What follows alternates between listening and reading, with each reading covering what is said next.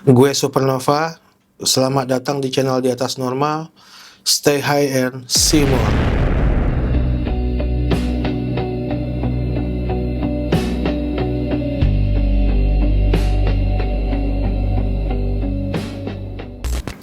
Pernah nggak lo mikir apa yang sebenarnya terjadi setelah kita mati? Apakah semuanya berhenti begitu saja? Gelap, kosong, dan selesai? Atau justru kematian itu adalah awal dari sesuatu yang lebih besar? Ada satu film dokumenter di Netflix yang berusaha menjawab pertanyaan ini. Judulnya Surviving Death. Ada 6 episode, 6 cara berbeda yang ngajak kita semua ngintip ke dunia setelah kematian. Sekarang gue bakal ceritain semua ke lo, lengkap dari awal sampai akhir.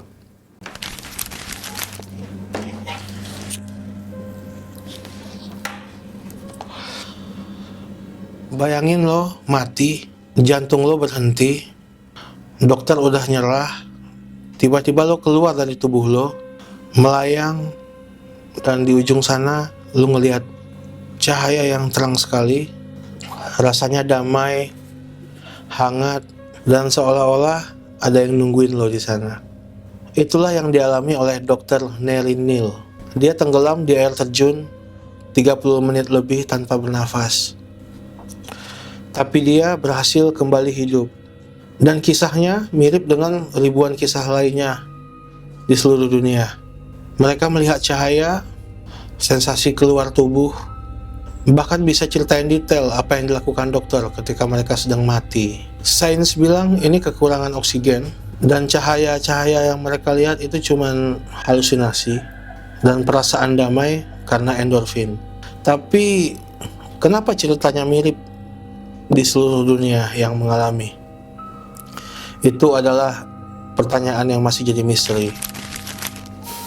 Kalau NDE datang dari orang yang hampir mati, kali ini kita masuk ke dunia orang yang aku bisa bicara dengan roh, atau bisa disebut juga medium. Medium itu maksudnya adalah perantara antara roh orang mati dengan orang hidup. Mereka ngaku bisa dengar suara atau bisa ngedengerin suara dari roh orang yang udah mati. Caranya macam-macam, ada yang bikin ritual, ada yang matiin lampu lalu baca mantra, dan lain-lain. Bahkan ada yang ngaku bisa mencetak tangan roh di bahan seperti gips. Di film dokumenter Surviving Death, ada seorang ibu yang kehilangan anaknya, dan medium bilang kalau anakmu itu suka sembunyiin mainan di bawah meja. Lalu ibu itu menangis karena itu adalah detail kecil yang nggak pernah diceritain sama siapapun. Tapi ya nggak semua medium itu asli. Ada juga yang nipu pakai trik-trik sulap. Tapi nggak bisa dipungkirin, ada medium yang bahkan bisa menceritakan hal-hal mustahil yang tidak diketahui orang lain selain orang itu atau orang terdekatnya. Pertanyaannya adalah, apa beneran ada yang asli atau semuanya cuma manipulasi? Banyak orang percaya orang yang meninggal itu bisa ngasih tanda.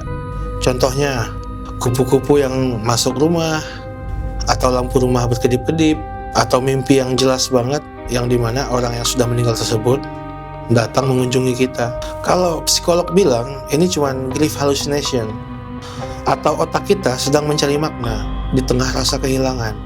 Tapi buat yang ngalamin, tanda ini nyata banget, dan kadang terlalu spesifik untuk disebut hanya sebuah kebetulan.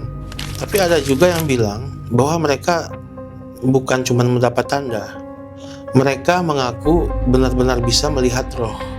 Bilang kalau dia melihat kakeknya yang udah meninggal, lengkap dengan atribut dan baju terakhir yang dia kenakan. Ada juga perawat rumah sakit yang cerita sering melihat pasien yang sudah meninggal berjalan di lorong rumah sakit. Dan ada juga orang yang bisa gambarin wajah roh yang mereka lihat, dan ternyata cocok dengan wajah orang yang telah meninggal tersebut. Kembali, sains menyebut kalau ini adalah halusinasi visual, trauma, dan gangguan otak. Tapi kenapa ceritanya sangat konsisten? Di banyak tempat dengan pola yang sama. Yang paling merinding sih ada di episode terakhir.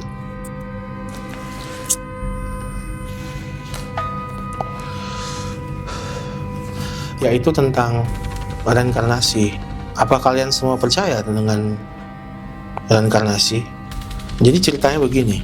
Ada anak kecil berumur 4 tahun di Amerika yang tiba-tiba bilang pada orang tuanya kalau dia dulunya adalah seorang pilot tempur pada Perang Dunia Kedua. Dan menariknya lagi, dia bisa menyebutkan dengan detail dan lengkap berapa nomor seri kapal induknya, lalu nama rekan pilotnya, bahkan detail teknik bagaimana cara mengoperasikan pesawat tempur. Dan setelah di cross check oleh orang tuanya, ternyata semuanya benar.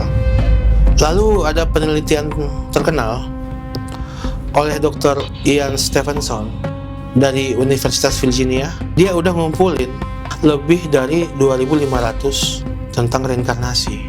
Penelitiannya tentang anak-anak kecil yang ngaku punya memori di kehidupan sebelumnya.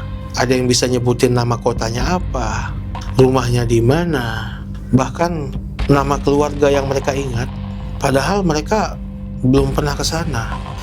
Ya, para skeptis bilang ini cuman imajinasi anak kecil atau dipengaruhi oleh cerita orang tua untuk membuat sensasi, atau cuman sekedar kebetulan. Tapi masa sih kebetulan kalau ada sebanyak itu dan sedetail itu? Jadi mungkin sebenarnya film dokumenter Surviving Death ini mau ngajak kita semua buat mikir bahwa kematian mungkin bukanlah akhir. Jadi di series Netflix tersebut, tiap episodenya mempunyai tema yang berbeda namun masih berhubungan. Ada yang ngalamin mati suri, ada medium yang ngakunya bisa bicara sama roh, ada yang nyeritain melihat tanda-tanda aneh setelah orang meninggal, dan anak-anak kecil yang bisa mengingat dengan detail kehidupan sebelumnya. Again, ilmuwan bilang kalau ini semua adalah ilusi otak. Tapi kalau cuma ilusi, mengapa ceritanya sama di seluruh dunia? Bahkan mereka nggak saling kenal satu sama lain. Nah, menurut lo gimana? Setelah mati, apa kita benar-benar selesai? Ataukah itu adalah sebuah permulaan? Tulis jawaban lo di komentar. Dan jangan lupa subscribe, biar lo semua nggak ketinggalan bahasan. Gue Supernova, ini di atas normal. Stay high and see more.